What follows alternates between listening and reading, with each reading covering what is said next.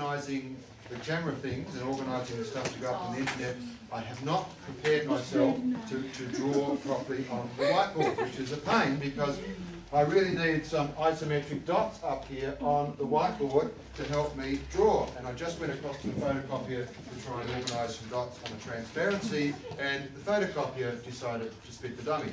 So I'm going to have to be doing this drawing on the whiteboard roughly, okay? But what I'm going to be explaining to you how to use the isometric paper. I prefer to turn the isometric paper on its side, all right? I find it easier to use if I turn it on its side. Alright? Now, you're going to need a heading on this piece of paper. You're going to need to roll it up, okay? Because it's part of your notes for maths. It will sit in your maths wallet. It is still an important part of your work. A long way. Roll it up in landscape mode. Roll it up in landscape mode, please. Roll your paper up in landscape mode. Right, now this is landscape mode. That's portrait mode. This portrait mode, this is landscape mode. We're using it in landscape mode today. Right, now heading is isometric.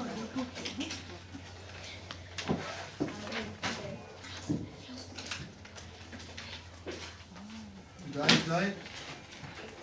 1st of April. 1st of April, yeah, and keep the April Fool's Day. So we're going to be doing some isometric drawings according to question 2 on page 105 of the textbook. So put the textbook reference. Maths quest.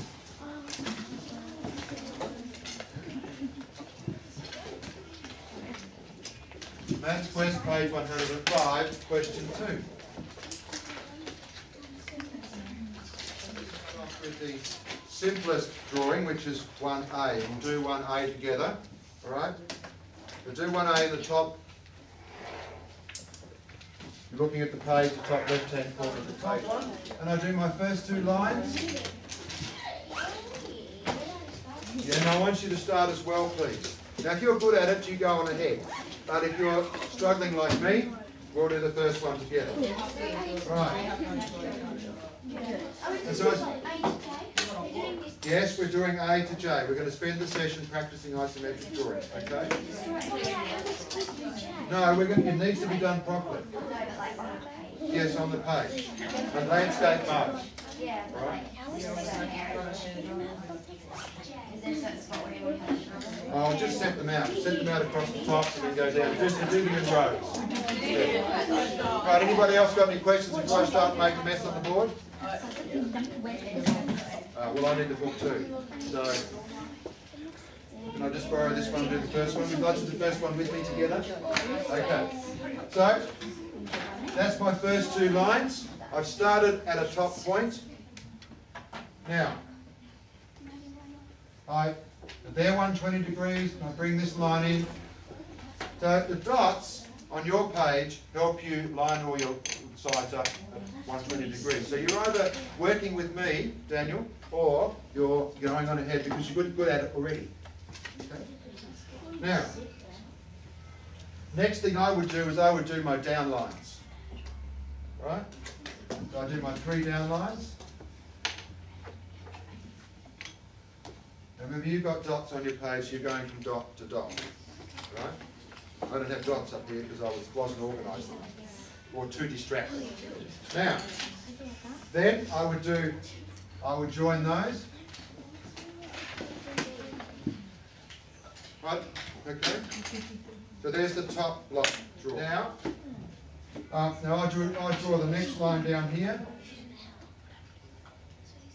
Remember, you've got dots. Yours will look better because you've got dots on the page. I'm just trying to guess where the dots would be on the whiteboard. Right? The next down line is here. Sorry, the next angle line is here. So that's the top of the block to the side. Question 1A, page 105. I'll just finish this off. You can have your book there. Right. Now, That's the top of the first block here. The top of the single block stack. So now I'm going to come down through these lines.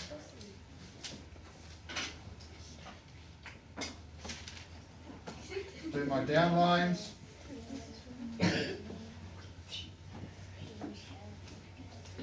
Now it's a wonky old drawing, but basically with the isometric drawing you've got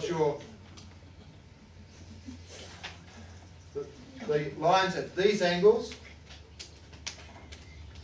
that are diagonal to the orientation of the page, and you've got your down lines which go up and down according to the page. Alright?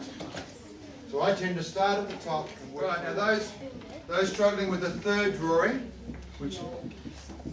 and the fourth drawing, which starts to get more complex, if you're struggling with it, build the block, construct the shape with the blocks that you've got, and then look at each face as you draw it. The top faces and the side faces as you draw. For the struggling artists amongst us, the shaded faces are 3D perspective on the drawing. So if we put the shaded faces, colour the shaded faces in, colour this in as we draw, to get a better idea of what it is we're drawing. Alright, sevens. Those of you who are really good drawers, you probably don't need to listen to this, but if you are, like me, a struggling artist, and by the way, if you do tech drawing, your tech drawing teacher will go back over all this material, alright? We really just touch on it in the maths classroom. Right, girls, you might not need to hear this, but more than likely you do. The other thing that I've noticed as I've been going around, the people who are good at it pay attention to detail. Alright? They draw what they actually see, not what they think they see. They draw what's actually in front of them. Right? Now, I think I remember my art teacher telling me, draw what you see, draw what's there. Because your mind likes to fill in all the details that actually aren't there, whereas you've just got to pay attention to your eye and pay attention to what you're actually seeing. So you're only drawing the lines that are actually in front of you, that you can actually see. You're not drawing the lines that you know are there but can't see. Right? You've got to draw what you see. Now, your art teacher and your tech drawing teacher may well say, Mr. Mont's got it all wrong, but that's what I notice when I do these drawings, and I'm seeing the good people who do these drawings.